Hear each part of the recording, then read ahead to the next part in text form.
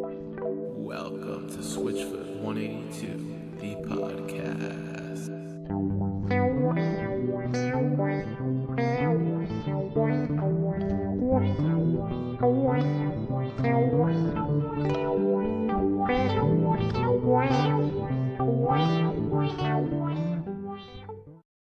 So I made my Wait a minute, bro. It's my song. What? Yeah, that's my song, bro. Turn to see you. I'm coming.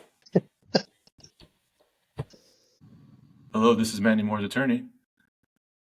Yeah. My client has accused you of taking her song.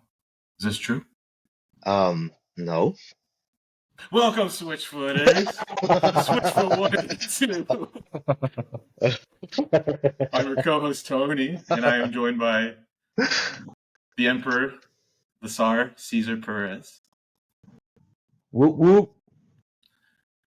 And making his podcast second day debut, weighing in at 182 kilos, benching 182 kilos, Victor.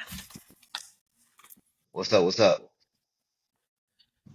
How you guys doing? Doing pretty good, man. Yeah, so today we're going to talk about Mandy Moore's, right? Mandy Moore's, no. Actually, I have a funny story about that. If I can share it, I just remembered. Because you said that. So a couple weeks ago, I was like helping this couple out, like paint their house. They're like moving out, and he has like some like he can't do much. So I went in and helped him paint the house, and I was playing Switchfoot while I was painting the house, like a room. And one of the other helpers who were there came in. They were like, oh, is that the Mandy Moore song? I was like, what?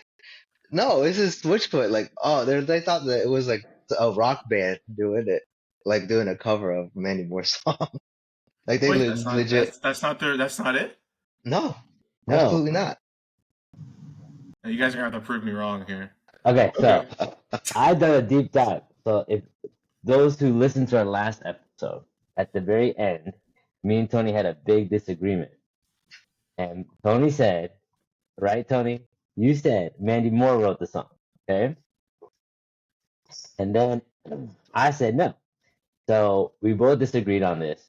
And then you sent me a video where Jon Foreman makes a comment about like he met Mandy Moore and he heard this song, and so he's gonna do a Mandy Moore cover tonight, and then he starts playing Only Hope, right? There you go. So I think he's joking. Because that's how, if you've been to a Switchfoot concert, he makes jokes like this every once in a while. So my first piece of evidence is Mandy Moore's discography. Oh, actually no. Let's go with when she was born. Well, I'll just tell you. You don't need to know. I don't need to share that. But she was born in 1984. You can see that right there about Mandy Moore, and it says April 10th, 1984. So let's look at her discography. So her first album comes out in 1999. You click on that, and they do this. Huh? I was going to say that the Switchfoot released Only Hope in 1999, so yeah. my theory is correct. Well, hold on. You look on that. You look on you click on that album, and you look at all their songs. Only Hope doesn't show up. So then her next album is just called Mandy Moore, self-titled album. On that album as well, it doesn't show up. And then the soundtrack comes out in 2002 with the movie, because the movie A Walk to Remember was made. They began filming in 2001. They put out the movie in 2002, and that is the first time ever Mandy Moore is on an actual album singing Only Hope. That will be in 2002. And then the second time would be in The Best of Mandy Moore in 2004. And you have it right here. Only Hope is the first time an album with Mandy Moore's name on it where you find the song Only Hope, and that's all the way in 2004. So New Way to Be Human came out in 1999, the release date, that's right there. And then you have the song Only Hope. So a couple other things. If she wrote Only Hope, she would have been like 15 when she wrote it, okay? And then would have had to have sold the rights to Switchfoot at the age of 15, instead of putting it in her debut album. And I don't think, like, if she had something that gold, you know, that this song is money, right? And there's no way that on her debut album, her Sony Records was who signed her. No way they would have. Oh, let's sell this song to Switchfoot, some band that at that point it wasn't really well known in Yeah. in the pop culture world. It's actually this movie, A Walk to Remember, in 2002, in my opinion, blew up Switchfoot into pop culture. So based off the timeline, there's no way. And also, I came across an article, but it seemed like it was the people who were writing the article was quoting the director, but I didn't get a direct quote from the director. But it says that the song "Only Hope" was not written for the movie. It was written by a band named Switchfoot. And so, and then of course, if that doesn't satisfy you, let's ask. Great. Let's ask Google. Google, who wrote "Only Hope"? Only Hope was composed by Jon Foreman. Okay, so I win. I'm right. There was a well-formulated argument. That was very well formulated. Yeah, it was. Well, my You have to wear. clapping soundboard is slowing, but Thank you. yeah. You see, as married men, you understand how important it is that we win every once in a while. You know, Yeah, you win an that we be argument. right. Yeah. So Well, I mean, there is a case that Mandy Moore, as a result of her cover, took the song from Jon Foreman, and therefore it's hers. there's a But I'll leave case. that argument for another podcast. What? What's this? No, you gotta tell me about this. What? So, like, I've been doing. I've shared a Switchfoot's version, which is Jon Foreman's version of "Only Hope," as recorded on New Way to Human, and then I shared Mandy Moore's version. Said, okay, people, which one is, better? Which one do you think the person wrote it? And everyone thinks it's Mandy Moore's song. Mm-hmm. So I don't know. So what? Popular opinion wins. No, I mean, reality should win, right? It's the truth. So we'll go with the truth on here. Yes, the absolute truth. By the way, I'm like totally playing with everybody. Like, obviously, I know this song is Jon Foreman's song, and his version is beautiful and amazing, and I prefer it. And just playing, just so people think I'm being very sarcastic. This is Jon Foreman's masterpiece. It is. But anyways, before we talk more about this song and everyone's impressions on it, I'm going to give a quick update on Switchfoot news, because I think it's cool to talk about what the fellas are doing right now. So, like, they just wrapped up the Beautiful Letdown tour, and it seems like they had a lot of fun. Like, on Instagram, they were posting all the pictures they had, and I don't know, Jon Foreman is like literally grinning, like, cheek to cheek in every picture. Like, sounds like he's having a good time. And it's good to see that, a band having a good time doing that, playing the songs. Some bands get tired of it after a while. So yeah, they just wrapped up their the tour, and it looked like it went good. I wasn't able to buy the live stream at the Wiltern on, I think it was November 12th. My in-laws were over at my house, so I had to spend time with them. So unfortunately, sorry, Switchfoot, I wasn't able to buy that. I would have gotten it though, otherwise. So in 2024, Switchfoot's going to be playing with Creed for 4 days. So if you live in Green Bay, Nope. Monticello, I guess Iowa, Waker, Minnesota, or Simpsonville, South Carolina, on July, just as an FYI, on July 17th, July 19th, 20th, and 23rd, during that time, Switchfoot will be playing with Creed. You should definitely go there. Maybe I'll just buy a ticket and go to one of these random places. Yeah, Creed is coming back for a summer tour, and Switch was playing for 4 days. It's awesome. Yeah, I think it's cool. Check me high up. Well, I want Oh my Alone god. now. This my is this. friend, we meet again. Yeah. Gonna take Why it did you begin? Feels like I forever. remember. When you Oh, with with me, me. I'm afraid. I'm I flying. can't. Anyway, so I Creed is really believe. good. It was we're not playing because like in the early 2000s, people hated Creed when they were popular. Like when I was like Yeah. 10 in like school, I remember people were like, "Yeah, Creed sucks." I probably said the same thing, honestly. And then like nowadays, now that everyone's older, they look back on it and they're like, "Yo, that band was like really good." And now everyone is like loves Creed. Yeah. That's like So new because I just noticed them popping up again, and I loved them when I was yeah, when I was in my rock stage in high school. So like Switchfoot was a part of that, a big part of that. And but yeah, whenever I was like feeling extra teenage angst, I would listen to POD and Creed. Those are the ones that I'm yeah. extra depressed today. No Switchfoot. This too lighthearted.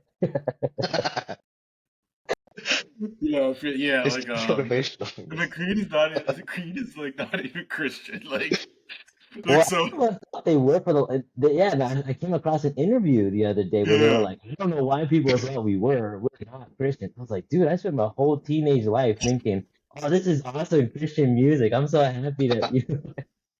Yeah, so like the singer of Creed, Scott Stapp, he's the famous voice. He grew up with a stepfather who was religious, but it was a bad experience for him. He would punish him in the name of God and stuff. Like he would Oh, really oof. twisted things. But so he grew up, and I think this guy was a preacher. His dad, stepdad. So he grew up when he wrote these songs. A lot of the songs for him, it just came out using like religious themes and terms. But like, yeah, he wasn't a Christian. Like he was doing drugs and like Yeah. he wasn't going to church or anything. And so the guys from Creed, they got upset because they're like, dude, these songs are awesome. Like the lyrics are really powerful, but like, what's up with all this like religious themes? Like we're not a Christian band. Like we don't want to be a Christian band. You like if you were a practicing Christian, then fine. Like if you were actually going to church, like we would be okay with it. But you're not, dude. Like you're doing drugs, cocaine. Like why are you writing these songs about like God? And he's just like, dude, that's just coming. That's how it is. Like this is how I grew up, and this is my way of dealing with it. And so like people would always think they're a Christian band, and they always felt like they were unfairly criticized. Like you guys are Christian, but why are you doing like when we're not a Christian? We're not Christians. He just Mm. that's how he writes his songs, you know. So yeah, they're not No, a yeah. Christian band, but like I they're never a knew really that. good band. Regardless, like Yeah. I think my own prison, like it's like they're the it's like the least famous album, their first album. People should check it out. It's really good. Like every song on there is good. Anyway, so Switch was going to be playing with those guys. So like those concerts would, oh my gosh, I would have so much fun. So check it out if you're in those areas. And then Switchfoot's also selling like in their store like the a bunch of Christmas bundles and stuff. So Mhm. people should check it out. We mentioned earlier like the ugly Christmas sweaters, but they have a bunch of other stuff that's really cool. Maybe I'll get something. But yeah, people should check it out. Yeah. Do you And then guys yeah, do you guys own any official merch from Switchfoot? yeah, I got a Switchfoot shirt, and but I think I'm gonna now that we're doing this podcast, I'll buy more stuff and wear it. Yeah. You know, my whole entire life, I've never owned actual Switchfoot merch. I've always just made it myself when I go to I was about concerts. to Remember say, that? whenever we went to Fading West concert and we all made t-shirts. I Yeah, so remember like that. we went to the Fading West concert in New York, PA, Yeah. which thank you Switchfoot for coming to York, PA. It's a tiny town in Pennsylvania. Um, yeah, Cesar and his wife made and Victor they made Switchfoot shirts. I just bought one. You guys made it. Yeah. Because I don't honestly probably I saved $2. You know, like so I Realistically. should have just bought them. Yeah. They lasted Yeah. a long time though. Yeah. Yeah, they do. Like you have to get like an ironing board. You have to print out the logo and get an ironing board. And Yeah. this is what we used to do, kids, back in the old days. Instead of buying things, we used to make it ourselves. Used to make it Yeah. ourselves. We Yeah. sound like our parents. We got a block of wood and some nails. Yeah, we were there sewing the shirt. Actually, we were We shaving our cried. hair, using our hair as the yarn. That's Yeah, and then I was also going to mention, like, just to keep advertising him, Tim Foreman's son, as we mentioned earlier, released his EP, so everyone check it out. It's really good. Jody Foreman. Okay, so what's everyone's impressions of the song? Who wants to go first? And the song is Only Hope. I By want Mandy to go Moore. last. So You want to go last? somebody else go. I like the song. It's a great song. I think um I don't know, it's just like the it sounds like an orchestra, you know what I'm saying? Like it's very musically, it's like very beautiful song. And then lyrically it's also very beautiful as well. I'm not sure if we're gonna get into the lyrics just yet, but it's just a beautiful song altogether. Um I don't know. Yeah, I personally I love his version the most. Like compared to Mandy Moore's. Her not anything against her, but I don't think there's anything that really compares to like the quality of the instrumentals and like just everything that the way that the Switchfoot put it together. Um, but yeah, that's my first impression for sure. What about you, Tony? Yeah, so I mean, I totally agree. I mean, so this might be a controversial statement, but I think this song is like a top 5 all-time Switchfoot song for me personally. So I'd literally agree. top 5. So that's literally out of everything they've done now until 1999, so 25, 26 years. I think this is the fifth, number 5 in my list. I think this is the 5th greatest Switchfoot song ever written. So that already tells you how much I love this song. I loved it from the first time I heard it when I was a little kid. It was the only Switchfoot song back then where the lyrics actually popped out to me, and I thought they were so beautiful, poetic lyrics, very creative. Yeah. That was something that popped out to me when I was a little kid, and the reason why I think this song is so beautiful is that it actually creates a picture in your mind. Like I always picture myself like outside in the middle of the night, a cold hmm winter night. I can see my breath and the stars are all over, and then the song's playing. Like I feel like it creates that ambiance. That's because the lyrics are so well written. He paints that picture, like the infinite cold. I think that's why. And stars.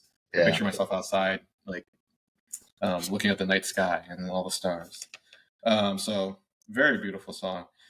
Now that I'm older and I listened more to like other rock and roll stuff, like a lot of Beatles stuff that John takes inspiration from. This song to me sounds like a song that was like written by Paul McCartney. There's a song by the Beatles called Blackbird that's very good. Yeah. For some reason, it reminds me of this song, like the guitar riff of like the Plucks and the moving guitar riff. Like it's a flowy guitar riff. hmm Like the bass is like going back and forth. It reminds me of like Paul McCartney. This honestly, this song could sounds like if Paul McCartney covered this song, and I'd be like, oh yeah, he covered this song and released it in the 1960s or 70s, whatever. I'd be like, oh yeah, that's his song. It totally sounds like him. That's how good the song is. Sounds like a Beatles song.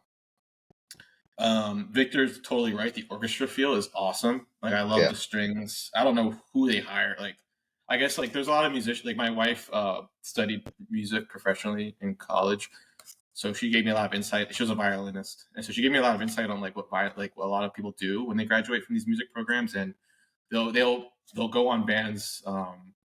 They'll go on albums of up and coming bands and they'll play for them. So like they must have hired some like people who did like University of California orchestra or something, and they played because there's a lot going on here. Like this is not just like him on guitar. Like you have like violins. Yeah, you probably have some bass in there. You probably have a viola, I guess. Got the Yeah. piano. So they had to hire a lot of people for this song, and just the way that it's like Mozart. It sounds beautiful, absolutely beautiful. I don't know if that's Jon Foreman. I'm not sure whose idea that was. Maybe it was Jon Foreman's, but like that seems to be more the violinist. I think they did a good job composing, complementing Jon Foreman's beautiful Paul McCartney level guitar riff. So absolutely perfect. If you listen to like the very beginning of the song, like mindfully listen, like really listen to it, you can hear like the little cello, the little violins, like it's like white noise. Yeah. It's beautiful. I love it. And then and then it just jumps in. Like it's just perfect.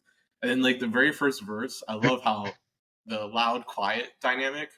That's what it does. They took it from Nirvana. The very first verse is so quiet. It's just the guitar, and then you can hear like this flickering sound. I don't know if you guys know what I'm talking about. It's like it sounds like a film reel. If you really I listen think I know what you're talking about. I always thought it was a clock, like the ticking of a clock. For me, it sounds like, like those old style film reels or people like. Yeah. Yeah, it sounds like that to me. But whatever it is, it sounds really cool. It gives the song like texture. But I have no idea what it is. But it goes through the whole song, like this weird film reel sound. And this song to me is like, it was like the Dare You to Move before Dare You to Move came out in the Beautiful Letdown. So like out of the first 3 albums, I think this was like Switchfoot's best song, and I think it was like their most famous song because Mandy Moore covered it, obviously, and I don't know. I just think objectively, I think it's the best song out of the first 3 albums. And this includes the Dare You to Move from Learning to Breathe. So like as many people know, Dare You to Move was recorded twice. Learning to Breathe was the first version, and then the very famous version is the Beautiful Letdown version. But the first version was the recording was a little off. It was like pretty flat and stuff. Obviously, it's still a good song, but I just feel like Only Hope, like the orchestra, the way it was recorded, it's like the quality of the recording is so good that I think it superseded that version. And that's why Switchfoot re-recorded Dare You to Move. They knew that the song deserved a better recording and production. So they, but obviously, as I mentioned before, the Beautiful Letdown version I think is the best Switchfoot song ever.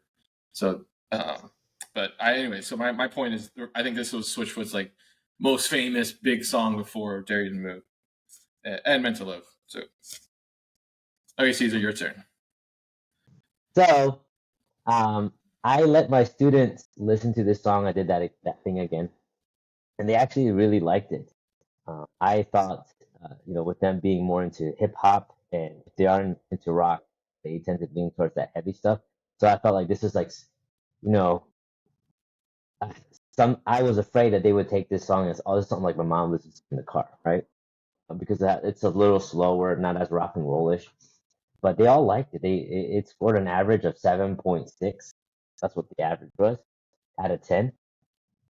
But it was really interesting that the kids who liked it the most were the ones in band, and because of that orchestra feel that you mentioned, they really do have a lot of elements, layers to the song, and it's layered so well and perfectly. And sometimes we don't associate that kind of level of expertise to a rock band, especially like a punk rock band from California. But there's been a few times uh, where there's these rock bands who have these musical geniuses, and they want to put out a song that really kind of exemplifies, like I'm not just rock and roll. I am a genius at music, right? One of the people I'm thinking of is with Queen and Bohemian Rhapsody, right? Yes. So even though these are very different songs, I feel like that song was a big flex for Queen. This is a very big flex for Switchfoot, and where they show like, listen, we are not just a rock, like, yes, we're a rock band, but we're very good at music. I feel like maybe, I don't know if that was their intention, but that's what came across. I thought to myself, man, this is, as far as musically goes, has to be like arrangement.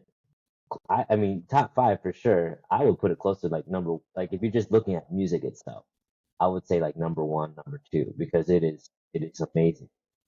There's a couple other times where I switch with. Go ahead. Yeah, in addition to Queen, the Beach Boys, Good Vibration, that Pet Sounds album, and the Beatles, Sgt. Pepper's album. Those are 2 albums where it's like Queen. It's like where they show off their musical talents, and they incorporate all these instruments that are not normally included in their songs. So you're totally right. This song is very similar to that. But continue. Yeah, no, I didn't even think about the Beatles there's a couple other songs by them too. But yeah, you can tell this is Jon Foreman pulling up all, like, this is all I know. I feel like at this point in his career, this is like his prime. This is amazing music quality.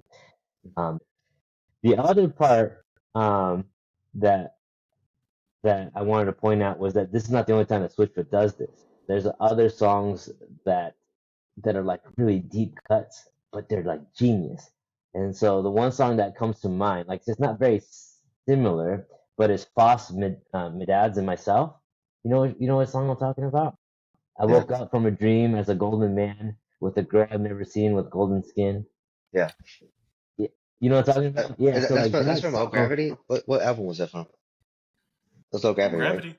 Yeah. Yeah, and so I feel like there's these moments of brilliance that pop up, like because they're a great band, Hmm. but then every once in a while you get this like this song that blows your mind, like oh my goodness, these guys are musical geniuses, and this is in that vein. I feel like this song belongs in that category along with that song that I mentioned and other Switchfoot songs. Um, as far as music goes, back to the orchestra thing, I forgot to mention one of my students said that they love the arrangement so much that they're going to try to talk to their band teacher to see if they can do the song in band because of the how they just like this is such a great song for band, for school orchestra. So yeah, it's an amazing song. I have some more thoughts about it, but I'd say I'm gonna save those for the song meaning. Not yeah, the song meaning and then the review of the lyrics.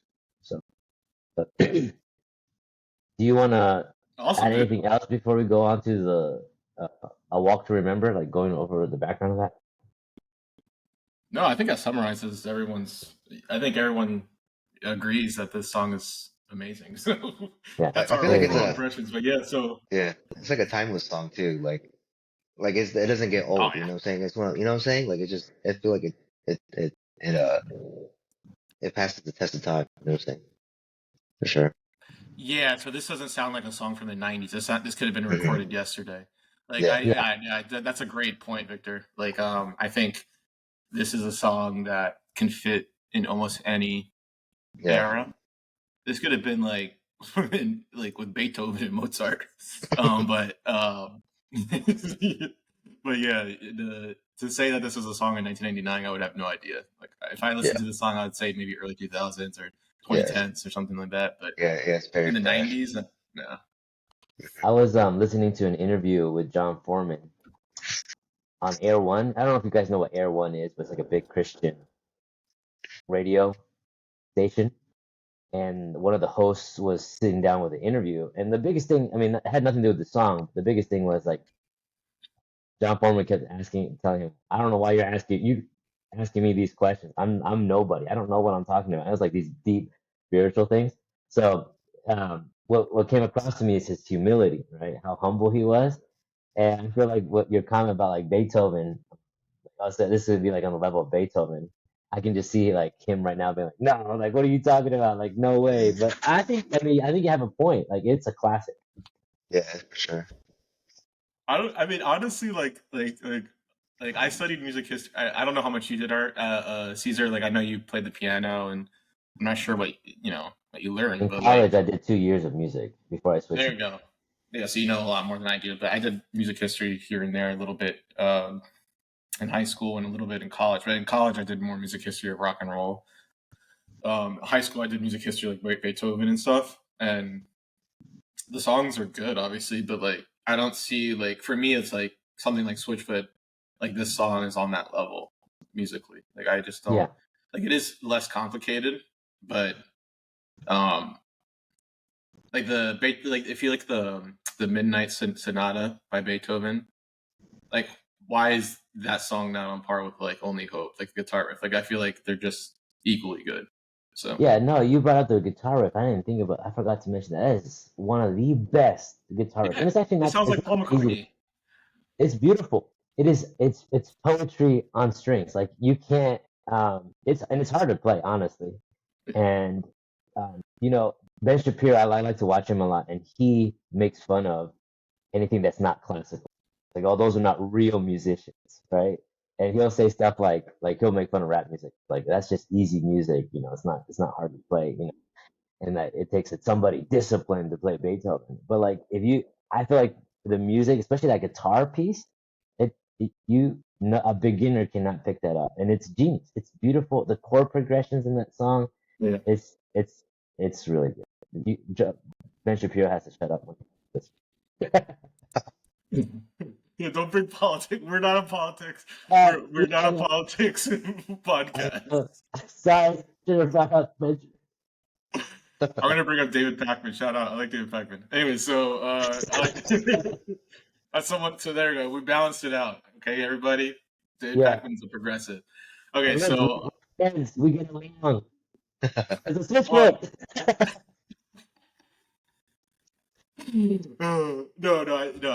the guitar riff. I learned it when I was like. It took me probably like I don't know 7 years to learn, so now I can play it pretty good. But what's hard about it is it's you need to play on the acoustic guitar. Can't play on the electric. I'm sorry. Electric's easier to play. I know. So when you do an acoustic, it's like you're sliding a lot on the bass, that E string, and you can hear it on the recording, which I love. Is like you can hear Yeah, Jon Foreman's like fingers like sliding on his acoustic guitar that he's playing, and that slide can be a little tough for a lot of people, and moving like that back and forth on the acoustic can be rough on your hands. Get some calluses on those fingers. But yeah, so we can't talk about the song without talking about Only Hope. Or sorry, not Only Hope. Without talking about obviously without talking about A Walk All to to remember. Remember and Mandy Moore. So yeah. I know this So is Caesar's favorite song, favorite movie ever. it is not my favorite movie. It is. I do like it. I'm not gonna lie. I don't. I do like it. But and I'm gonna keep this portion short. But you're right. This. I mean, the movie. One of the things that I loved about the movie is that a lot of Switchfoot songs made it into the movie. A lot of deep cuts too, like the song "You," which was like one of the first songs I ever heard about Switchfoot, and that made me fall in love with Switchfoot. That shows up in "A Walk to Remember" as well. And You shows up in A Walk to Remember, and it was one of my favorite songs, the song that made me fall in love with Switchfoot. So you can't really talk. I mean, I feel like you can't talk about Switchfoot and not mention this part of their history because, like I said earlier in the podcast, I do believe that this song made the band extremely popular. Now, a little bit of background on the A Walk to Remember. It's a basic American chick flick, right? Written by the acclaimed author Nicholas Sparks, who wrote so many romantic novels, and tons of them made it to movie form.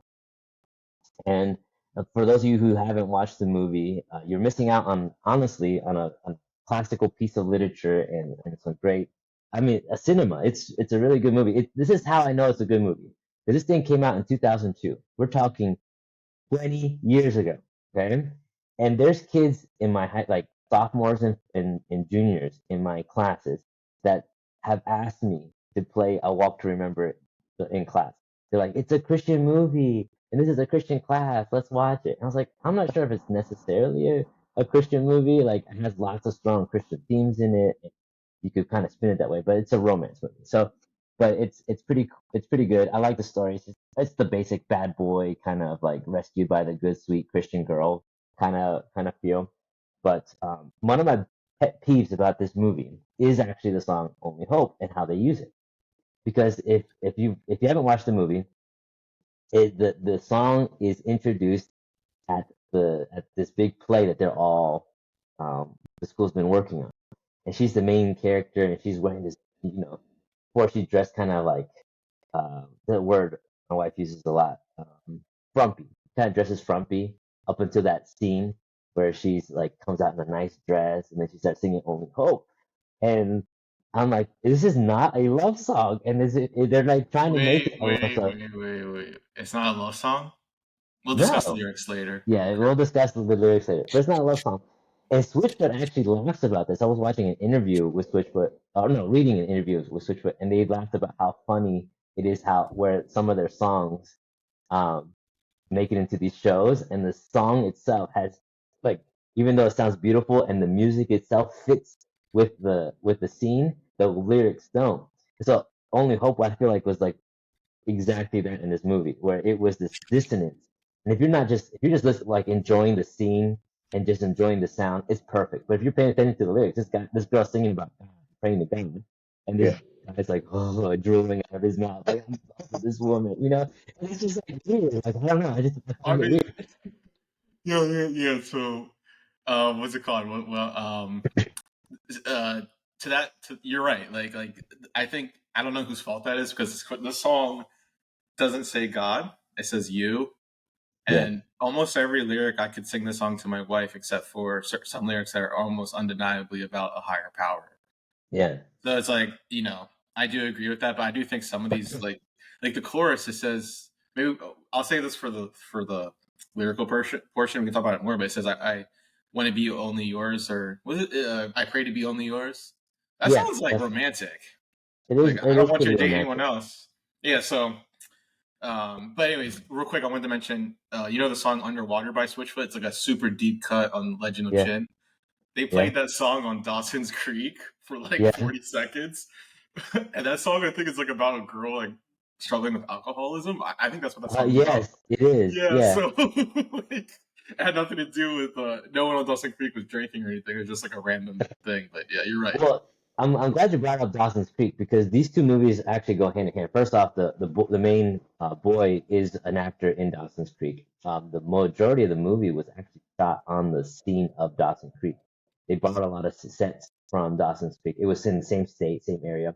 I think they did it that way so that that boy character, I can't remember his name, but anyways, doesn't Shane matter. West, And Landon he Carter.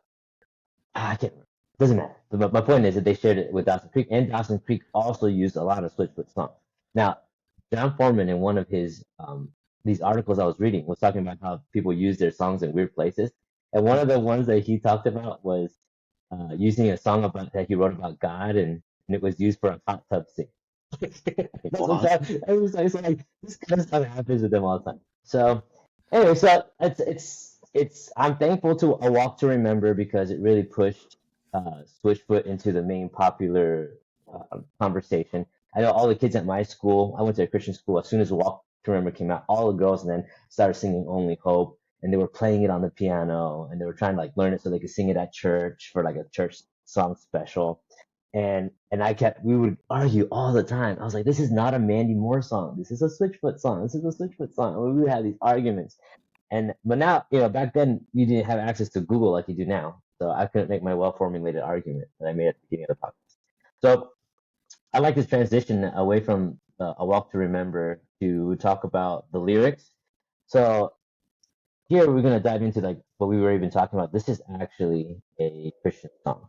Um, I mean, maybe not Christian because it doesn't say specifically which God, but we know that Jon Foreman has a lot of Christian background. He's a professing Christian, so um, this is why I would say it was a Christian song, but it's definitely towards like a higher power, towards God. Um, but there's a lot of meaning behind this, and I'm gonna mention some of the meaning in the song. So whenever we get to the meaning part, I'll just sit back and let you two do talk about that. But because I'll be sharing all my thoughts on the meaning in this. But the first line is, "There's a song inside of my soul. It's the one that I've tried to write over and over again." Oh my goodness, this is amazing. I mean, this is like one of the reasons why I love Jon Foreman and Switchfoot.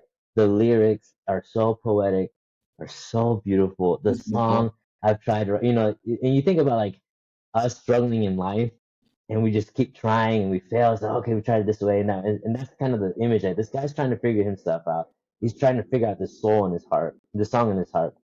And he writes it over and over and over again. So I actually want to switch here and show you a video really quick. And Jon Foreman does a TED Talk. I don't know if you guys knew that or not. You guys know that he did a Yes. TED Talk? Yeah, you love And that TED Talk. it's my favorite. I've actually preached a sermon that was inspired by this. And that's how much I love it. It's so, so good. The TED Talk is called Live Your Song by Jon Foreman. And he starts off the TED Talk with the song Only Hope. And I'm just going to play a quick little snippet. Oof. I think that's Keith Tutt is celloist. Beautiful.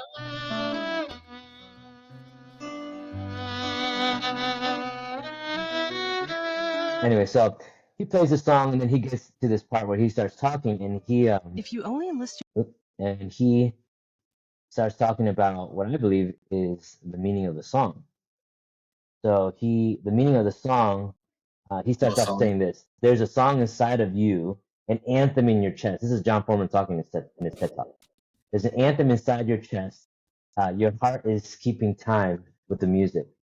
Uh, the things you do, the thoughts you have, the deeds that you practice every day, they are they are the cadence. They are being sung with a cadence that is all your own.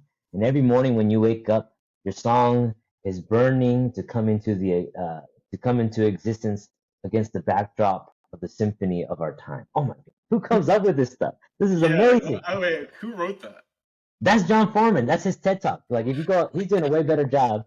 So I highly encourage I think I've shared it on my Facebook before too. So like I highly Yeah. encourage everybody to go watch that TED Talk. It's only about 40 minutes. And he plays about 3 songs or something in the middle of all that. So he So talks about there's a song inside of all of us, and it's given to us by our Creator, right? And it's this, and that we all are playing this song, and that this whole world, all of humanity, is this big symphony, and we're just trying to find our part in the symphony. And if you go back to the song and the layers of instruments and music in the song, you can see that's the message, right? And he says that the stars are singing and the moon is dancing across the sky, the tide like a metronome rising and falling. It's so beautiful. I mean, it's awesome. But wait. So he just said this off the cuff, like he just was I'm talking. sure he wrote this before the TED Talk. But this is him just talking. He has it all by memory. Like you have to watch it. It Oh is wow. so good. Yeah, he's very like I like I mentioned earlier in the first episode.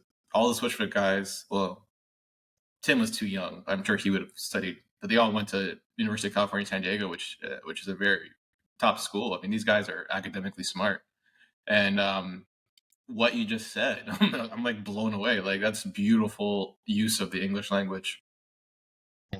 Absolutely. And so I'm going to move on here because some of this actually reminded me of a scripture verse. So this is Psalms 40, and like if you like, we're gonna read this, and then we're gonna read the rest of the lyrics, and you can see like there's a big similarity here. I'm not sure if he's copying from here or not, but it feels like it is. Starts in verse 1. I wait patiently for the Lord. He inclined to me and heard my cry. He brought me up out of the pit of destruction and out of the miry clay. Now let's go to verse 3. He put a song in my mouth, a song of praise to our God. Many will see and fear and will trust the Lord. And so, there's this song that's inside of us. I feel like maybe this is a stretch. I feel like he's pointing to that. So let's go ahead and keep reading. Um, I'm awake in the infinite cold, but you sing to me over and over again. So there's that. This is why I think, that sounds exactly like the verse. God's giving us to put this song inside of her, right? So in reality of all this, he says, I lay my head back down and I lift my hands and pray. And so you see that opposite thing again, where like we talked about in Chem 6A, it's all right, it's all wrong, but it's all right. You have these opposites. Now he's doing it again. I lay my head back down and I lift my hands and pray. So Tony, do that again. Do that again. You were doing it earlier. Yeah, see, that's the typical like, oh, I'm praising Jesus posture, right? And so, and then he makes his prayer to be only yours. I pray to be only yours. I know now you're my only hope. And this is actually a big struggle within the Christian, like I feel like our Christian walk. I see this a lot in scripture. So the next part of that chorus says, to be only yours, I pray, to be only yours. I know now you're my only hope. And so I've noticed this with working with teenagers who are becoming Christians and they're walking in their faith. There's this initial struggle after salvation, after they made that decision to become a Christian. And I think a lot of Christians know exactly what I'm talking about. And we kind of see this in scripture as well. This initial struggle. And then as you journey on your walk of Christianity, you get to the point like, you know what? Yeah, God saved me, but I have to let him have control of my life. Like I can't figure out this song, this whatever this meaning in my life is. And so that reminds me of a passage in Romans chapter 12, verses 1 through 2, that says to present your bodies as a living sacrifice, holy and acceptable. And so here, I feel like this is what he's doing. I pray to be only yours. I know now you're my only hope. And like I said, pray kind of as a clue here who he's talking. Wait, In the wait, next wait. line, yeah. So So I do agree with you that all this song is like a praise to God. Yeah, But I like to play the devil's advocate here and to see if go I for can it. make this into a love song. Yeah, So when I hear the chorus, and the reason why I always thought that this could be interpreted, the first couple, I mean, the second verse can't. I feel like it's obviously about God, but the yeah, first verse in the chorus, I feel like I could sing all of this to like my wife. yeah, Like there's a song, it's like when you're talking to someone you love and you want to say I love you, or you want to express how you feel about them. Well, there's a song yeah. inside my soul. I tried to write it over and over again. I was like, I can't. I don't know how to express. Like when you're writing your vows or wedding vows, like I don't know how to express my love to you. Like it's not good enough. Like I Yeah. got to figure it out. I'm awake in the infinite cold, but you sing to me over and over again. So like I know for me, when I'm going through a rough time, my wife always makes me feel better about whatever I go through. So I If he feel can like bring warmth into your life. exactly, yeah. Yeah, So like that's something, or anyone you love, right? Not even your wife, like a child, your parents, your brothers, your cousins. You got sing to me over and over again, and so I lay my. I mean, this is a little stretch the chorus because when you lay your heads down, lift your hands up, it's like obviously it's praising God, but but you could maybe sing this to a girl. So like I lay my head down, I lift my hands up, and you're praying to God that the girl will only be yours and no one other dudes. yeah, that's what So come on, Yeah. like you're praying to God. So I lay my head back down and I pray. It doesn't say you're praying to anyone. It doesn't say I'm praying to you. It says I lay my head back down, I lift my hands, and I pray. So you're just praying in general, and yeah, you're praying to be only your lovers. I yeah, pray to be only yours. So that only yours part, when I yeah, always heard it, I was like, are they trying to do like a double meaning? Like it's God and a girl? Because like, why would you say that to God? Like God for me is for everybody. Like it's not like I'm praying to yeah. God to be only yours. Like God, I'm totally Yeah. cool with Jesus. I'm not jealous. Like Jesus can be a savior for everyone else. It's not just me. So What do you whatever. think, Victor, about that So phrase? To be only yours for God. Like, and like, does that fit with God? I think so. I don't, So I don't like think with me, I don't think so. I think so. So like with me, I actually agree. Like it's funny that this is coming up because I agree with what both of you are saying. I do believe it is a love song. I think it's a love song to God. You know what I'm saying? Like he's like, cause he's his relationship, like Ariel was saying, or Caesar was saying, like he like it's just the whole song. I think is a very intimate song. I think it's a love song to God personally. And then when it comes to that part to be only yours, like he wants to like basically, how do you say that? Like where he wants to just like dedicate himself like to be only to be only God, if that makes any sense. Like in that relationship, like where like, he's dedicating himself to God. I pray to be only yours as an only God. So that's the way I interpret that saying, or that part of the lyric. Um, Yeah, that's but what my understanding is as well. Why am I Like reading he's not saying that God, I want you only like only for I myself. only He's want you not. for myself. I want to be only yours. That's the way Yeah, I the other way interpret around. it. Yeah. Oh, Like so you're saying I, like I'm dedicating my life to be you, just you. Like I'm dedicating my Yeah. life yeah, to Yeah. you, no one and else. that's just maybe our Christian lens, like looking at it, like, oh, that's what makes Yeah. sense because that's how we see it.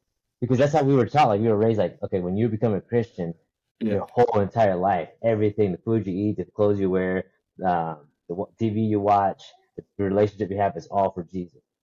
And there's Yeah. actually a verse about everything you do, do as unto the Lord. So like, um, for us, it's easy to see that. But like, if somebody doesn't come from that background or culture, like I can see where they're like, oh, this is just a love song until they get to the Yeah. galaxy part. Like you Well, were yeah, saying yeah. So earlier. the galaxy part, I'm trying to think how I can make that. Okay, go for it, Art Caesar. Do Okay. your thing. I'll try to figure out how to Uh, do it. yeah, sing to me the songs of the stars, of your galaxy dancing and laughing again. Oh, so good. Just like and Yeah. like you have to listen to the song. Like I hope people are like when they watch this podcast, they go and listen to the song because that line is not just lyrically brilliant, but it's musically brilliant. The syllables Yeah. and the way they fall in with the rhythm, like Yeah. he's literally dancing with the syllables in this melody line. It's awesome. Yeah. Um, it feels like my dreams are so far, sing to me of the plans you have for me over again. And I think this one here is actually, that line is referencing to a scripture verse, Jeremiah 29:11. Um, so to me, I feel like that's just more evidence that I'm right and you're wrong. Yeah, I mean, this is the verse that I just cannot.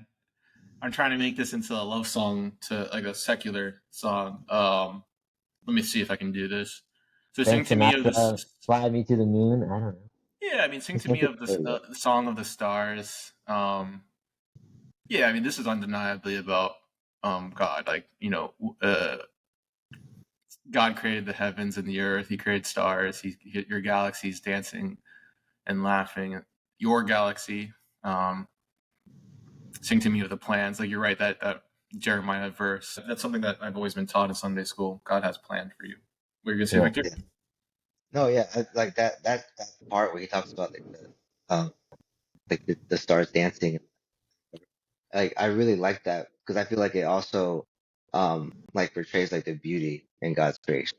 You know what I'm saying? Hmm. Like there's joy and happiness, dancing and laughter. Um, so I don't know. I just really like how like I it mean, and like I how he told. was saying Yeah. like how it flows too with the music. Like it just kind of makes you feel that even more. Yeah, so there's a video that we'll share later. Jon Foreman was saying like this song is like a waltz, like it's supposed to be danced like the waltz, Yeah. and Yeah, I feel it there. Like the guitar riff, the whole song is like it's a very like even tempo and a pace. Hmm. Another thing too, at the beginning of that verse, "Sing to me the songs of the stars," the bass really comes in strong, and the song gets a weight. And so to me, because I'm thinking this is not a love song, I'm like, okay, now he's like referring to the magnitude of God and the yeah, Yeah, depth and the bigness of it. Like, sing to me the songs of the stars, of your galaxies dancing and laughing. Okay. Anyways, that last line, "Sing to me the plans that you have for me," is a verse, Jeremiah 29:11, right? Lord, for I know, this is God talking, for I know the plans that I have for you, declares the Lord, plans for your welfare, not for calamity, to give you future hope. Then you will call upon me, prayer, which is, I feel like this is exactly what the song is about. Like, this guy's praying, um, and uh, he's talking about these plans. So, okay, let's move on. I lay my head back down, I lift my hands and pray. That's the chorus again. Um, and then here it is: I give you my destiny, I give you all of me. I want your symphony singing in all that I am. Now, come on, I want to hear this, Tony. Go for it. give you my. You want me to sing it? I'm second.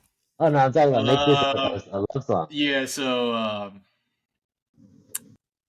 I'm going back to make the bridge the love song. Okay, so Yeah. yeah, this is easy. So when you fall in love with a woman, you have to get rid of all the apathies in your life. You have to be very ambitious. You have to work on yourself and make yourself the greatest man possible for the woman you love. And a lot of men feel inspired like this. So Yeah. you just give away the apathy. But again, this doesn't make sense. Like, why would you give the woman apathy? But you're getting rid of the apathy. I give you all of me. That's easy. You're dedicating. I want your symphony. Um, Everything that the woman desires and loves, you want that to be in you, Hmm. and then you want to give it back to her. But honestly, the more that we go through this is really hard to make into a love song about a secular love song. Like Yeah. from a religious standpoint, I give you my apathy. So like we were taught in Sunday school when I was little, you can give God your burdens and He can help you carry them. So I give an apathy can be a burden. So I Hmm. give God, help me out, give you my apathy. I'm going to give you everything. I'm dedicating my life to you. I want your symphony, your great, like your love. I want, I want to be Christ-like. I want that to be um, singing in me, Yeah. and I also want to give it back to you. I want. So this is definitely like I can't make this. I'm sorry, everybody. I'm sorry. I'm sorry to people listening who Right. think that Switchfoot is not a Christian band. But I'm here for you guys. Like I'm every song I'm going to try to see if I can make it secular. But this one is just so hard. Like your galaxy, like that second verse. I guess you could talk about your galaxy being like a woman's like grace and love. I mean, you can.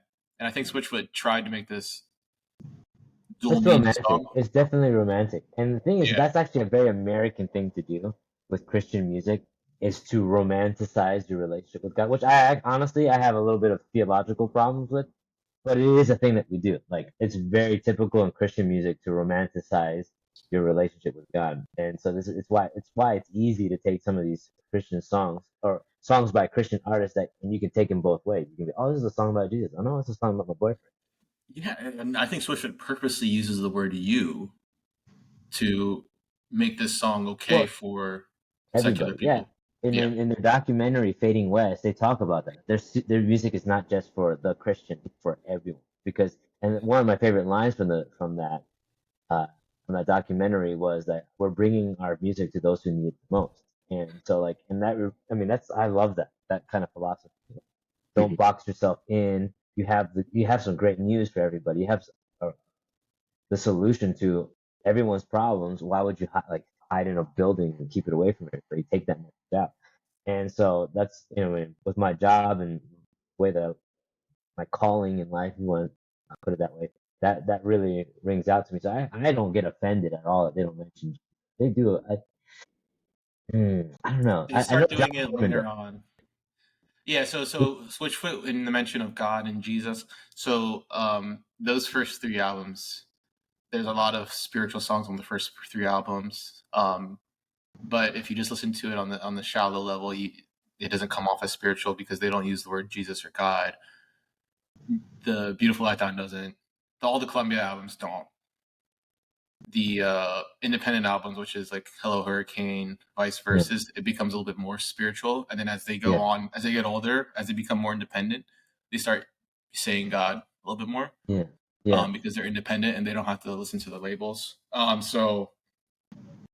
But Jon Foreman totally was 100% religious in his stuff from day yeah. one. Like his solo stuff, Jesus stuff. It's literally Like, just reading. He's like literally reading the Bible to you, yeah, like honestly, there's a word lot for of songs word. like, yeah, yeah, yeah. The You're getting like a House of Sunday God, school whatever. lesson. Yeah. So, anyways, those are the review of the lyrics. I think they're beautiful. They're great, and I think it talks about that struggle of like finding your identity and like, figuring out who you are. What's your song? What's your melody? Where's your place in the symphony of life? And like watch that TED talk with John Foreman because it'll make the song like like crystal clear. Like, oh, it's good. Anyways, Yeah, and that I'm bridge is done. so beautiful. I gave you my apathy, singing all I am, the top of my lungs, and it gets really loud. I'm giving it Yeah. back. Oh man, getting goosebumps. Okay, song meanings. Song meanings. So how was song meanings? Yeah, I went on there and I was surprised with like how little there was about Mandy Moore actually. Like a lot of the comments on here are like pretty like it's a beautiful song, great lyrics. Um yeah, like a lot of them are about that. Let me see if I can find the Mandy Moore one. This one made me laugh because it's yeah, it was like I think the person was the name is Bebe. That's their username or whatever. They said, correct me if I'm wrong, but isn't this a Mandy Moore song? And then like right under it, it goes, no, it's not! Exclamation point! Exclamation point! Exclamation point! It's a Switchfoot song. Why why do you think it's under Switchfoot? She she sang the song. No, I can remember, but that's certainly not her song. So that just goes to reinforce this whole debate, this whole podcast. But So like as well soon as yeah, someone's like, "Is this Mandy Moore song?" Everyone just like, no, they were like They yeah, all like love. no, they jumped on it really fast. It was like right after that. But yeah, I guess it was like a lyric discrepancy too like whoever posted the lyrics on this uh on this website on meetings and so like that there was a huge debate about that. They're like these are the wrong lyrics and like and then some of them were like defending it like no it's not it's the right lyric. But yeah, it was super weird. But other than those two funny things, like everything else was just like super positive. Like yeah, like I don't know how to say this username, Rarica, something like that. Yeah, the lyrics are beautiful. That's the username. The lyrics are beautiful. They're saying that God's your only hope. Um, my interpretation, nonetheless, it's an awesome song. Churches all over the world should sing this song. Is what she says. So just like stuff like that, is what like. Okay, so that's perfect. Actually, what you just said. So for the next segment, we're going to do web articles. You just said churches all over the world should sing this song. Someone said that. Yeah. So for this web article portion, I found 3 very quick things. A lot of the articles were about only hope in terms of walk to remember. So we already talked about that, so I didn't really want to bring that up. But there's this article called the B-Ream test, analyzing lyrics in Jesus' name. So it like analyzes Switchfoot songs and it does an analysis on whether this song is appropriate for corporate churches to sing. Oh, okay. I don't know what Oh, corporate really? church means. Oh, yeah. So corporate means like not like a corporation in like an Yeah. LLC or whatever, but like it means like togetherness. Like we're all together and we're gonna sing a song. Oh, So when you go to church and yeah. everyone's like, you got like 80, there's a small church, like 80, 100 people there, and they're all singing together, that is called corporate worship. And so there actually is a huge debate in the church, like what songs that are being put out by these new artists, are they appropriate for corporate worship, or they're only meant to be listened to at home? Oh, because when I saw corporate worship in this article, I was like money, like money that's being made off of worship. I was so lost. No, that's Um, Hillsong in okay, LA. yeah, so Victor, so Victor said, someone on song meeting said that every church to sing the song. So Yeah. this website called the B-Ream test, BEREAN, it said that I cannot recommend this song for corporate worship. Switchfoot's only hope is unclear. If we assume you is God, that the hope is in Jesus, then its lyrics present Switchfoot's reliance on God for salvation, bringing him glory. If not, then Switchfoot are idolaters, Yeah, idolaters. Yeah. worshiping and depending on a God who doesn't exist. Unbelievers have little to no reason to assume either interpretation is correct. However, they will feel refreshed and uplifted. So this guy like analyzed the lyrics and he was just like having a lot of trouble because Switchfoot uses the word you and they don't use the word God or Jesus. And so he can't recommend it for corporate worship. Thought that was really interesting because I'd never seen an article like this before, and I was like wondering like what is he doing? Like what is corporate Yeah. worship? So that basically he's just giving his opinion on what songs should be allowed to sing. I say my opinion is no, it's not. It's not appropriate for corporate worship, and nothing to do with the lyrics. It has to do with the music and the singability. Like when you're getting together in a room to sing, everybody. I mean, you have so many people with different talent levels, so you got to pick an easy song to sing. And like when you go to the top of my lungs, I'm giving it da da da da da da da. Yeah. Like you can't. That's It so took like hard the to whole sing. church to do that. You imagine like Yeah. yeah, that's I would say. You know what? I'm gonna sing this song in church. Actually, next time this guy at my church asks me like, "Hey, will you sing songs with your wife?" I'm gonna suggest this one next time because we have those Switchfoot songs at our church. Elizabeth is doing the top of my lungs. You ain't singing this. No. My wife Elizabeth, amazing singer. I don't know if you've ever heard her Yeah. sing. She's Yeah, pretty I good. have. So I'll play the guitar and Okay. then she'll do it, and I'll let you know when it happens. Because now I totally forgot about like how good this song actually is. The lyrics, I think it's perfect for church if you're understanding it like they're talking about God. So, but I would like in our church and during our corporate worship, we do like one song that's like a special song where one person goes up and sings and nobody else, everyone just kind of listens and enjoys it, right? And Yeah. so I feel like this song is perfect for that context. But if everyone's trying to sing it together, I feel like it's gonna sound. Yeah, at the top of my life. Yeah. Yeah, exactly. Yeah, if it was like a choir, you could like practice it. That's something else. Oh god. Or like some emo kid, he's like, it's my first day at church. Yeah. Like I mean, that is the top of his lungs. That's what it sounds like. Yeah, That's well, what the top of his lungs this is sound like. what he wants to worship Jesus. Nothing wrong with Yeah. that. So another article I found was about a little bit. It was a little bit more about Walk to Remember. It's hard to avoid Walk to Remember in the song, obviously. And it was talking about a Christianity Today article saying like, well, why are half the songs on a Walk to Remember about Switchfoot songs? Like we're Learning to Breathe. We had I Dare You to Move from the Learning to Breathe album. Only Hope. You. Like, what's up with this? My Yeah. theory back in the day when I was little and I didn't know anything, I thought Mandy Moore and Jon Foreman were boyfriend and girlfriend. I thought they dated. So I was like, oh, so like, yeah, she likes, like, she's calling all the shots. She's in the movie. So she's producing everything. Like, she's the leader, right? So I was like, okay, they dated, and you wanted half the songs are Jon Foreman songs. Like, let me see this. It's ridiculous. Like half. Like, I mean, it's awesome. Like, it's like as if I made a movie. That's what it would be like. Half the songs would be Switchfoot songs, but like clearly there's a Switchfoot fan in here. Real quick, as you mentioned that, do you know how old Mandy Moore was when she filmed that? Yeah, she was 17.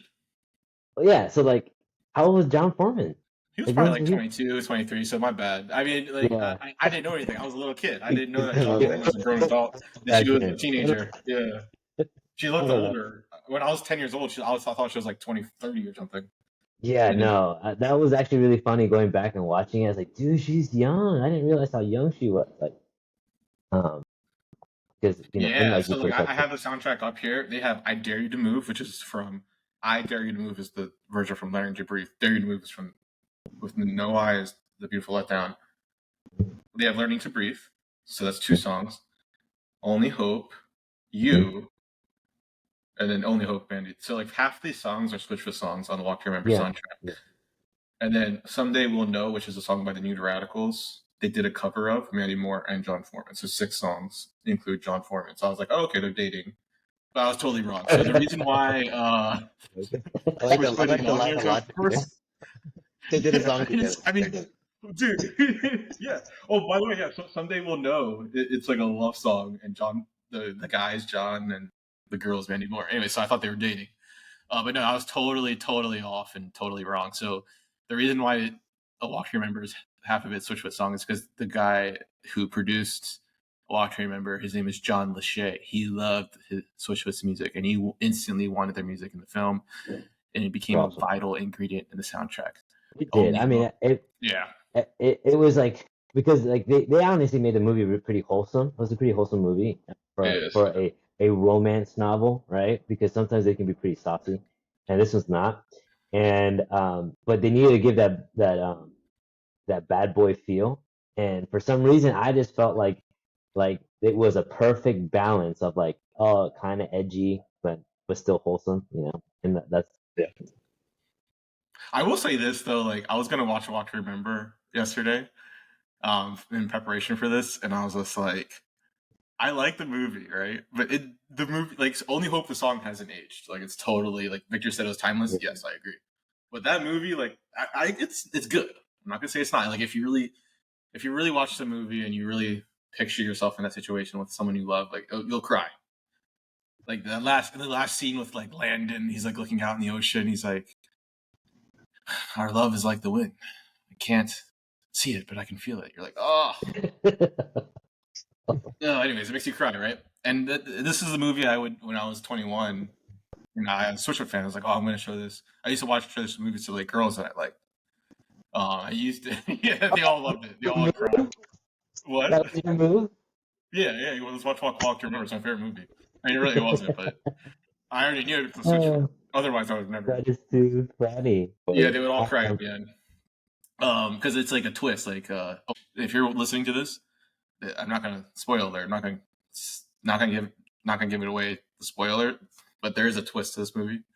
But the twist would make everyone cry. But anyway, so I think I did spoil it actually. She's an illegal alien. She gets deported. Yeah. Okay. By the way, we're all Hispanic, Latinos. All Latinos listening out there. We are 3 Latinos, so we're not 3 white guys. So. We have the right to do that. Yeah. I'm the attorney. I'm thinking of all the ways people can cancel us. Like you said, Ben Shapiro earlier, so I threw out David Beckham. Okay, so he's trying to keep us uncanceled. That's what it is. I know. I keep saying stupid stuff. Sorry. I don't know what we're talking about. So, anyways, this guy John Lachey loved Switchfoot, so he's like, you know what, bro? I'm gonna put all their songs on here. And he, I think he was the executive producer. I have no idea. What is it? He's Mandy Moore's manager, so he had a lot to do with this movie. And guess what? Jon Lachey went on to become Switchfoot's manager in 2002. Awesome. And so, yeah. It's awesome. And then one last article that I wanted to mention before we move on to live performances. So this song is off the album A New Way to Be Human, which is a great album. I love this album so much.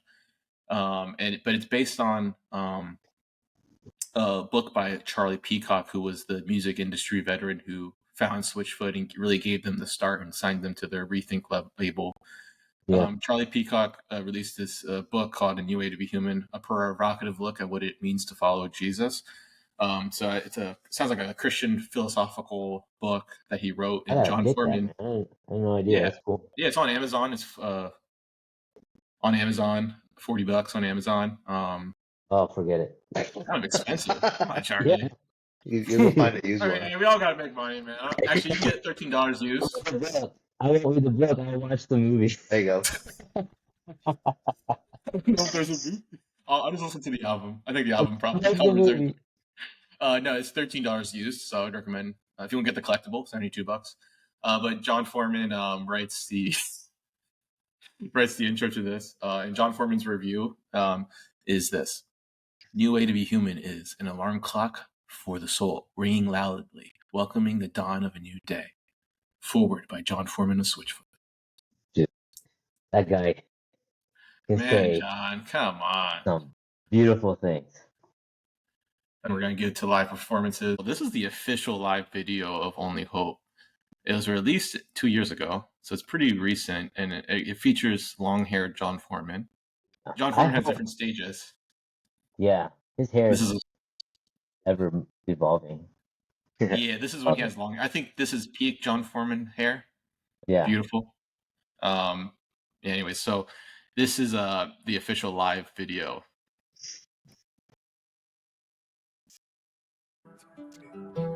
Keith Tutt on the electric cello.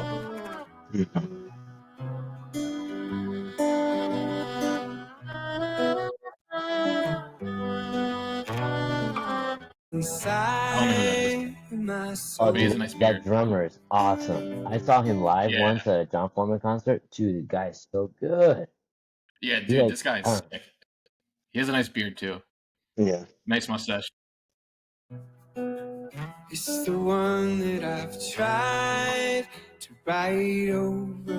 That chord that Jon Foreman's playing, it's like an E that you play it like an open halfway E. up the It's my guitar. favorite chord to open play on the E. guitar.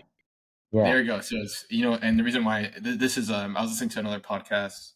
It's a Ryan K podcast, Sadie Hawkins pod, and they're saying how Ryan K did a cover of Switchfoot, like Ammunition, but they were talking about how Switchfoot has like chords, like Switchfoot chords. This is a Switchfoot chord. Like, and the first 3 albums and Beautiful Letdown, like almost every chorus is like this chord. That's so funny. I didn't realize. If you learn Switchfoot songs, every chorus is almost like this open E. John loves this chord. This is a Switchfoot chord. So just listen. You can hear the song ring out. I think John plays Taylor or Martin. I'm not sure what guitar he's playing. He plays Taylor, yeah. Sometimes it's Martin. You're right, though. I think he's sponsored by Taylor or something like that. And This is a Gibson. Oh, it's wrong. John's playing a Gibson here, but it sounds absolutely beautiful on every guitar he has. They're all very expensive. Yeah, it's a Gibson. I know he played Taylor for a hot second. That's why I ended up getting a Taylor because of him. But yeah. No, that open E. That's funny because I love that. I like when we play at church. Any chance I get, I put that open E in our worship set.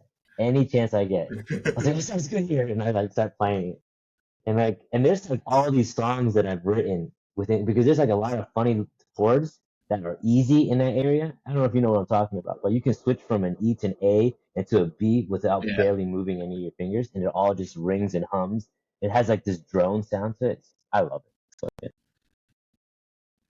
Oh yeah, it's a beautiful chord. It's one of my favorite E. Like open E is beautiful, and like I said, it's those first 3 albums in particular. It's almost every song, every chorus is that open E. They can't get enough of it.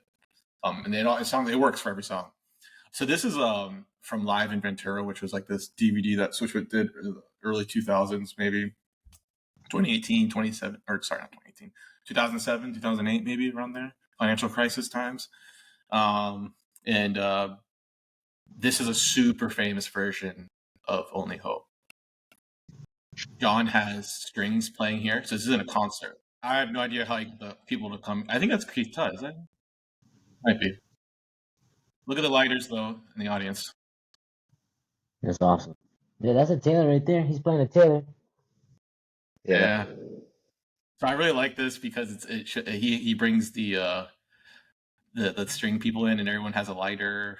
Like, it's so cool. And then I love the bridge in this version, so I just want to play it because Jon sings in a higher octave for the last chorus, which he never does. But he does here, and I love it. I wish he would keep doing that. And so this video is the videos I'm showing you are all time. So so I started back in 2007, and now we're going to get later and later in time. So this is 10 years ago, 2013. He's playing with this guy, Anthony Ranieri. I have no idea who this guy is, but I love this live performance because at the beginning, Jon's doing the tempo, and he's like, "Does that feel good there?" And the guy's like, "Yeah, it feels really good."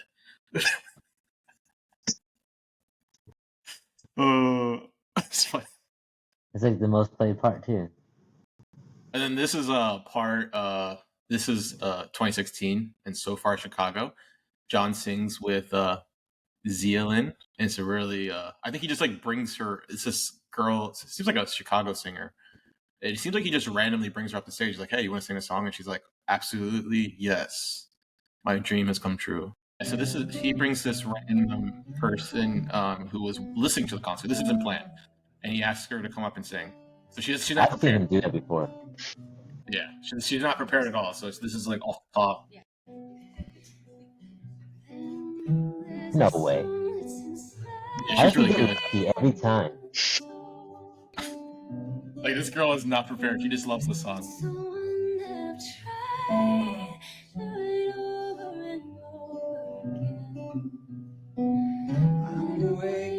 He's helping her with the lyrics because she has another lyrics.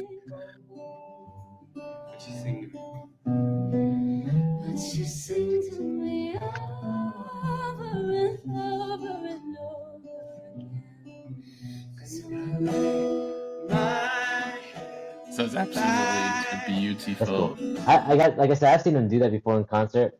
This girl was holding up a sign that says, "My dream is to sing with Jon Foreman," and he goes, "Okay, come on up here." And so like she got under.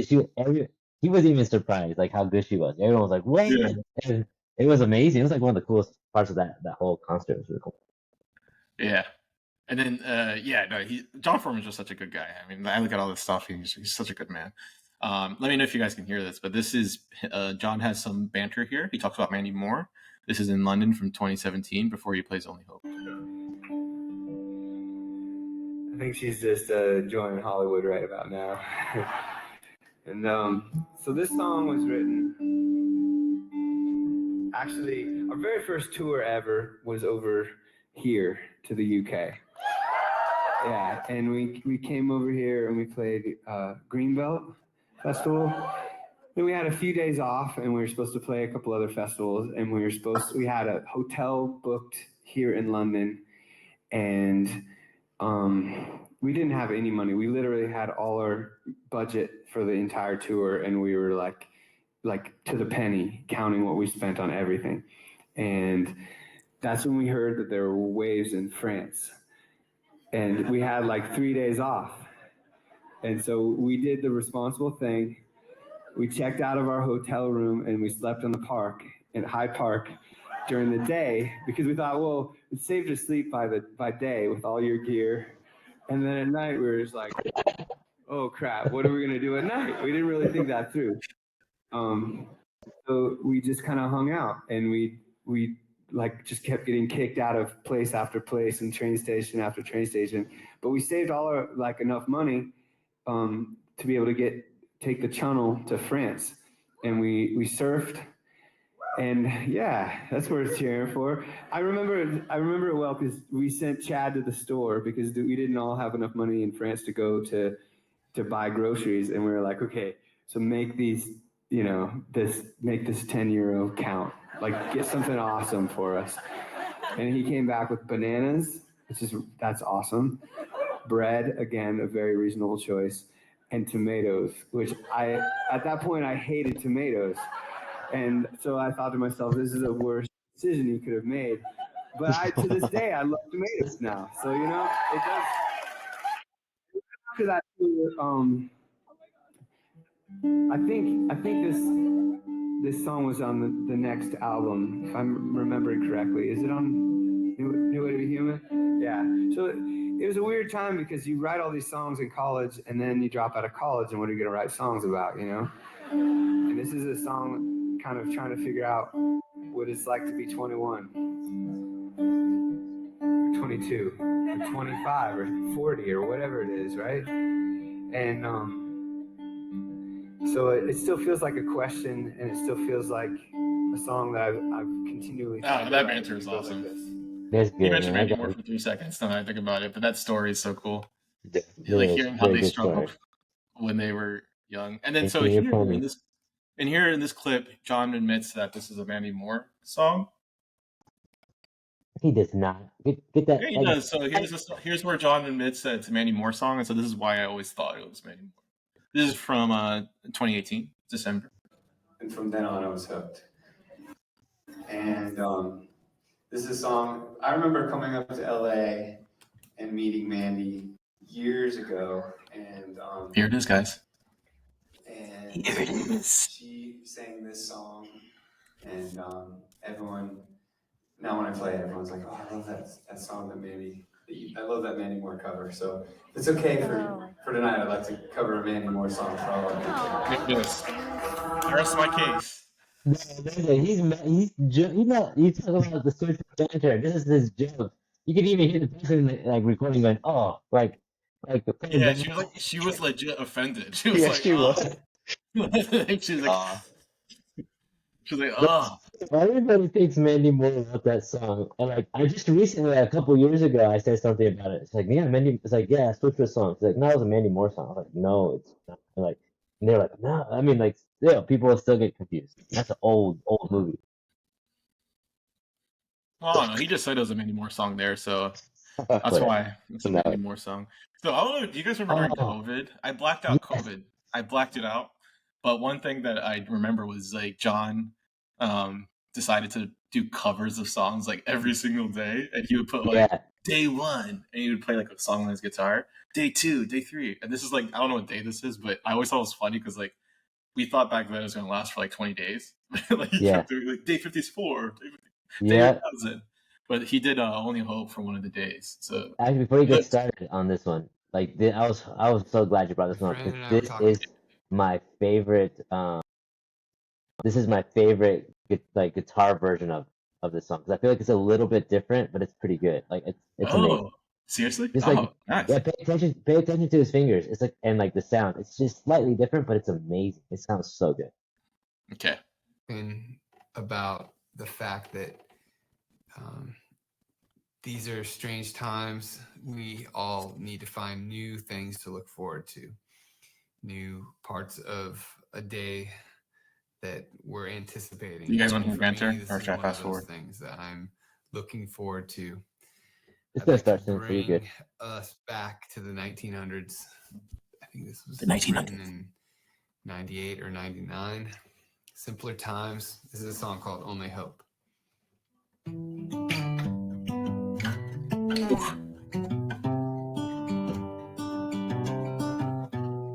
What guitar is he playing? I don't know what that is.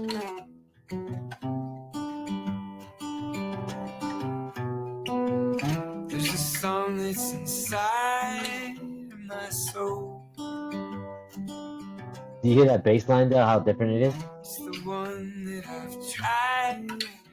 Yeah, it's slightly different.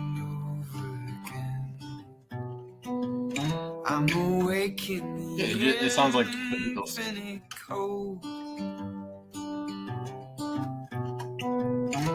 You sing to me this is a nice version. I want to get to the chorus. So I lay my yeah. I can tell. I don't even know what guitar he's playing. That's beautiful. That's a nice It's a semi-bottom. I've always wanted one of those. So What good. is it? Yeah, what is it? Yeah, Just I'm not like even it's gonna. so you got like acoustic and then you got electric and there's like this weird stepchild between. They're called like semi-hollow bodies. Yeah. So like they're Yeah. closed up front, but they're on the sides, on the sides of the guitar, it'll be open. And it's like I don't know what it's for, but I think they sound cool. They're Yeah. awesome. Yeah, that's beautiful. So this is and this is it, and I'm done, and we can do Victor's covers, and then we can wrap up. So this is Only Hope being played this year in February of 2023. This is older Jon Foreman, old man Foreman, as I like to call him, with the longer hair, a little bit whiter. I think his hair is getting white, but you can't tell because he's blonde. So it's like platinum now. Lucky for him. Like when my hair goes white, it's gonna be very obvious. It's already starting. But anyway, so this is long-haired Foreman playing a beautiful Taylor. So Jon Foreman, as everyone knows, like he likes to go into the crowd because he gets bored on stage. So he likes to go and like be Spider-Man. Yeah. So this is him doing a It's like one Spider-Man. of my favorite parts of the concert. Yeah, when I think he it's does everyone's that. favorite part. He does Spider-Man here. Defy the Australians. I'm gonna play 2 more songs if that's okay. So he's doing Spider-Man here.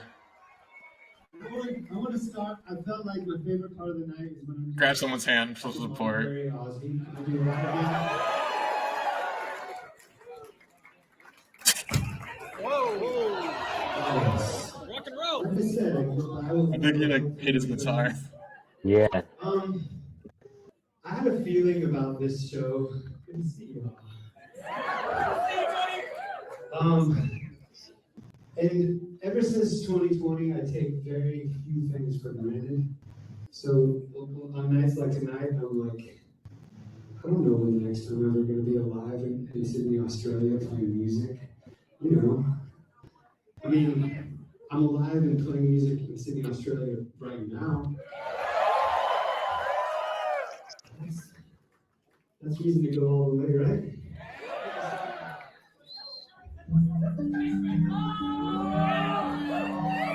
Most of these songs start from the dark place, looking for the light.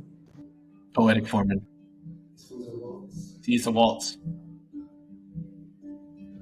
Keep your cameras out. No lighters. This is song. So that was Yeah, the no, start. man. That's awesome. But one thing of my pet peeves is like if I have never done this at a concert, and I promised myself I never would. If he comes into the crowd and he comes towards me, I'm not gonna pull out my phone and like shove a phone in his face. I hate when people do that. I was like, I'm gonna enjoy the moment. Jon Foreman is right in front of you guys. Yes. Touch and taste his sweat, and your first thought is to pull out a phone and shove it in his face. Yeah, so a couple things. I hugged Jon. I didn't back when I saw Switchfoot in 2011, and maybe this is where I can bring in my story. Maybe I won't. This is the concert I was talking about earlier. Yeah. So I hugged him. My phone was like a Samsung. My phone wasn't good enough to like actually do a video. It was just like for calling. It was a Samsung flight, so I hugged him, and I got so sweaty. Like I was like, "Oh my god, this dude is dripping in sweat, like dripping." So yeah, that experience was absolutely amazing. And Jimmy Buffett, before he passed away September 1st of this year, and he knew he was passing away from cancer. He did an impromptu show. He was feeling good one of the days in July, and he was doing a show, and he knew like this is one of my last times ever in my life doing a show. And he told everybody, put your phone. He didn't tell. No one knew he was dying, but he told everyone to put their phones away. And he says, enjoy the moment. Like focus on this moment. You have Jimmy Buffett in a private concert. Like I want you guys. And he's saying that because he knew this is it. And, like I'm passing away. So it's funny that you said that because he literally took the time to like tell people to put their phones away and just focus on the experience. So Victor, do you want to share some of your covers of the song? I mean, I think there's one by a famous woman. Yeah. Who wrote the song, actually. Have we been doing covers this whole time? Switchfoot cover? Switchfoot covers. Oh, yes. It's Mandy Moore song. Whatever. I think this is the first cover. Yeah.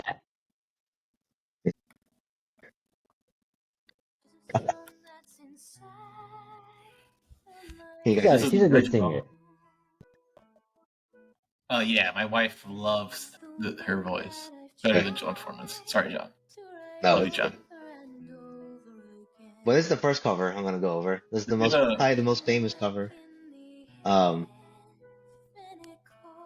I like this one, so I'm gonna share this one. This reminds me of us. That's the reason why I'm not sure. Oh yeah. This is Oh, us. yeah, baby. I love this. Oh yeah, Oh. it's like this is just us for sure, but it's pretty good. RP music. Yeah. My brothers. I like the church picture in the background. Not a church Yeah, picture. No, it's like a. There's a song that's inside like he's pretty good. of my soul. Yeah, he's a guy. Good. He has a voice. It's pretty good. I like it. It's the one. Well, I was actually gonna share that one that you shared um with Jon Foreman when he was like doing the thing during COVID. Well, I'm gonna skip. Oh yeah, it's a great. It's that Yeah, like it's it's great. hard. Yeah, yeah. I had that love one it. on here too, but I'll skip that one. See if I can find it. That's funny. I had it saved up tier 2 just in case like Oh, did you? I was like, Okay. We all just in had case it. you didn't use it because like that's so good. Well, I feel like We're because he did all that, on like the we're always same gonna have. page. I feel like we're always gonna have material now, like all the songs he covered. Like, oh, okay, did he cover this during the COVID covers? Yeah. That's what Yeah. The Yeah, I'll share this one. COVID covers. This one I thought was pretty cool. I think it's like a school or something. I don't know. They look I older saw though. this This one's pretty good. again. Manila. Just like an orchestra cover.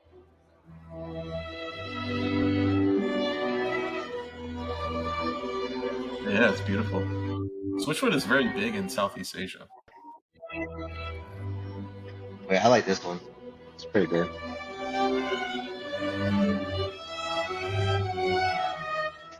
What are your thoughts, Caesar? What do you think?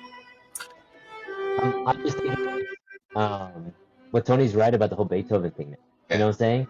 That Yeah. Tony's like, this is as good as Beethoven. Like this is proof. This is beautiful. I mean, like It's great. in the more simplified version, but it's a foundation that an orchestra could definitely build off of. And this is awesome. Yeah. No, I I'm thought. gonna put this to sleep. Yeah, no, for real. It's really good. In a good way. Yeah, it relaxes you. It relaxes you. It's really nice. I think too. It's I couldn't find there's no Vitamin String Orchestra, so that's the closest thing we got to Yeah. this song. I'm surprised they didn't do this song. If they did, I apologize. I didn't see it.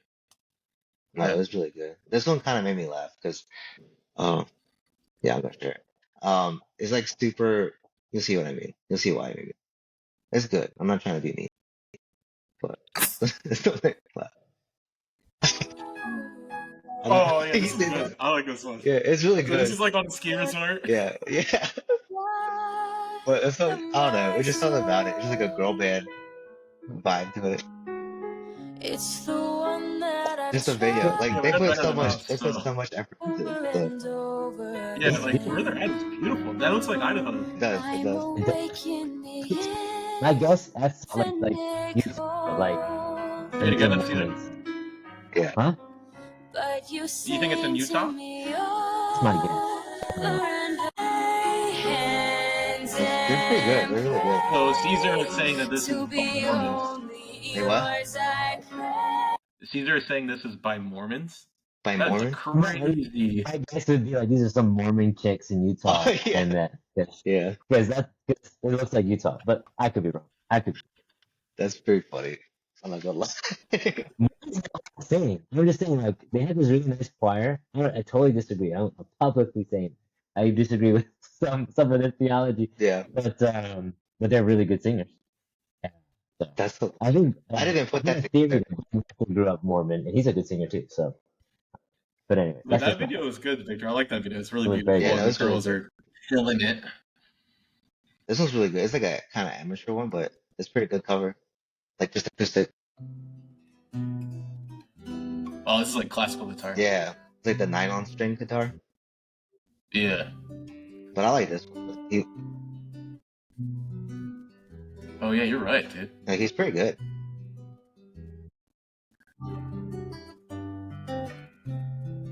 He's singing out the melody through the guitar. Yeah. But like I think this video too, like how like because of where it's positioned, like it really helps show like how like intricate that riff is, you know what I'm saying? That guitar. Because like if you Yeah, but this guy's making it way harder. yeah, well, no, it's really Well, I like it. yeah, this part he's not. Yeah, That's that open knee thing that we're talking about. Yeah, There it is right there. And it sounds better on metal guitar Yeah. strings though. No offense, dude. Sorry. This part does. Yeah, and everything else he's doing is amazing. but and then this next one I'm gonna share. This one That was reminded me. beautiful. This one reminded me of Cesar and I. Just you'll see why. Oh, is this this is like death metal? You'll see. Right. You'll laugh. You guys were in a metal band? Just me and Cesar in the living Christian room. metal? Oh yeah, that's totally That's us in the living room. But he's pretty good too. Yeah, I wasn't that good of a singer. No way. No, you're good, dude. You have the it's the type of song, you know. You just have to find the song for your voice. Yeah. Yeah. This song is good for like a tenor. I'd say, Cesar, you're a baritone. But yeah, baritone's like my range. Yeah, Jon Foreman's definitely a tenor. Yeah, no, I thought that one was good though too. It just reminded me of us at the house. But yeah, that was the last one I had.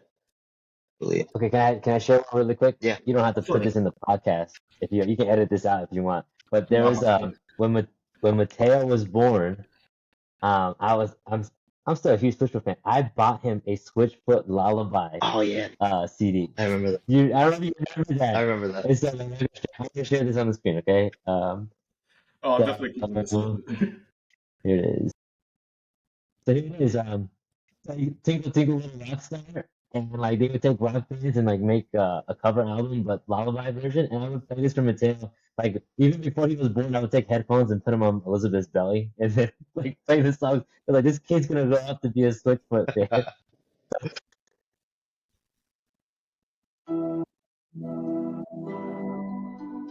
This is from that album?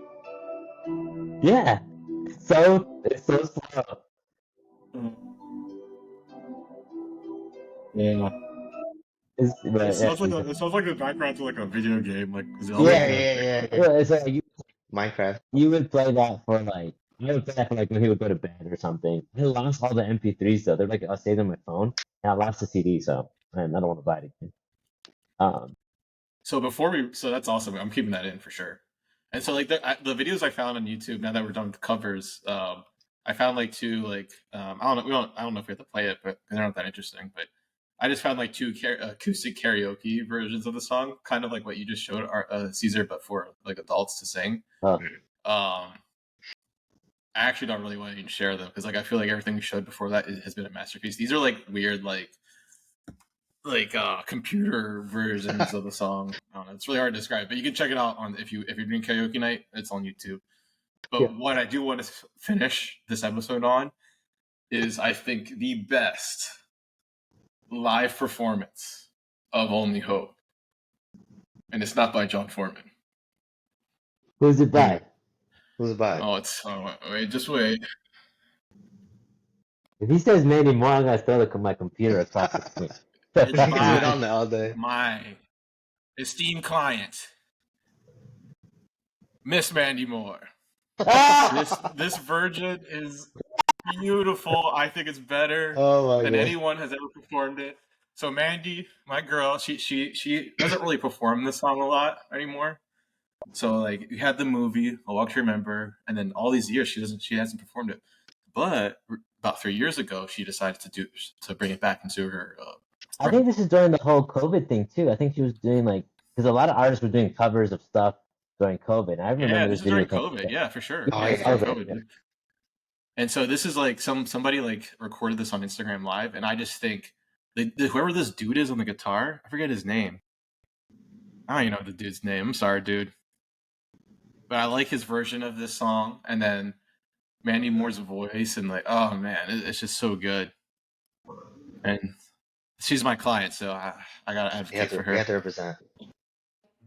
Yeah, sorry guys. Concert in the Philippines not that long ago. Sorry, here's some banter. She's talking about how she doesn't perform the song. In the Philippines, I think I've One time, almost really? 20 years ago, I think I've sung it once in concert. But the voice, it's like an angel's singing to your heart. Look at all those hearts.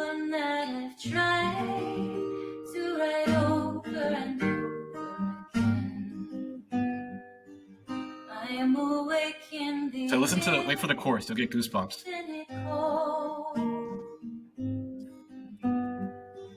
But you sing to me over and over and over again.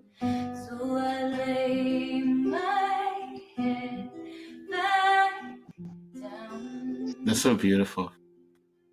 And I lift my hands and pray to be only yours. I pray to be only yours. I know now you're my only hope. Well, guys, That was good. it's beautiful, wasn't it? It was beautiful. It was beautiful, but it feels wrong that we're ending on that. But I'm gonna let this one slide. I was thinking the same thing. So, you guys like the song better now or Better before now? we did this? Yeah, like after we did this podcast, do you like the song better now? Oh, I think there's like a you know different what? level. Like, Go ahead, sorry. no, you go ahead, Victor. No, I think there's like a different level of like appreciation for the song, if that makes any sense. Like, cause like, I don't know Yeah, it does. for sure, but yeah, cause like, I mean, Yeah, that's true. yeah, I was like when I was listening to it, I forget when it was, but I was listening to the other day, and I was like, wow, like this, like I was really like I wasn't just listening, I was like actually really paying attention, you know, and I was like, wow, like this is, yeah, like Mindful listening. yeah, it's like so much more like in depth than what I really realized the song was. Yeah. What were you saying, Cesar? For me, it was the music, not necessarily the lyrics. The lyrics are beautiful, and I'm always a lyric guy anyway, so Yeah. I feel like I'm always appreciated. But going over the song over and over and over again for the preparation for the podcast made me realize, man, like Jon Foreman and whoever helped him write the song, these are musical geniuses. Like Yes. this is musically speaking excellent. So beautiful, well arranged. It's honestly one of their best. Like I said, like just isolate just the music. One like top one or two songs Yeah. of Switchfoot. It's genius. I think like for me, that's what this podcast episode did for me. Like, wow, they're they're not just a rock band. Yeah. They're legit They know their like stuff. Musicians. geniuses music. Yeah, they're legit musicians, and I think for me, yeah, I would say this is a top 5, number 5. Yeah, number 5. And so I think this podcast solidified that for me. I never realized how good the song it was until I really started listening to everything and looking into the performances. And this is Jon Foreman's song. I admit I lost my case, but I'm gonna send it to an appeal to the Supreme Court. Hey, I do a lawyer at an argument, so I'm good. Well, I'm representing Manny, so good luck, bro. Man, it's been good, everybody. If you listen to Yeah, it's been good. God bless your soul. Peace, brothers. Bye. See you later. Peace. Thank you for listening to Switchfoot 182, a song-by-song Switchfoot podcast. Follow us on Instagram at Switchfoot182. If you have a question or a comment, send us an email at switchfoot182@gmail.com. That's 182 spelled out, in words, not numbers. I'm your co-host, Tony. Until the next time.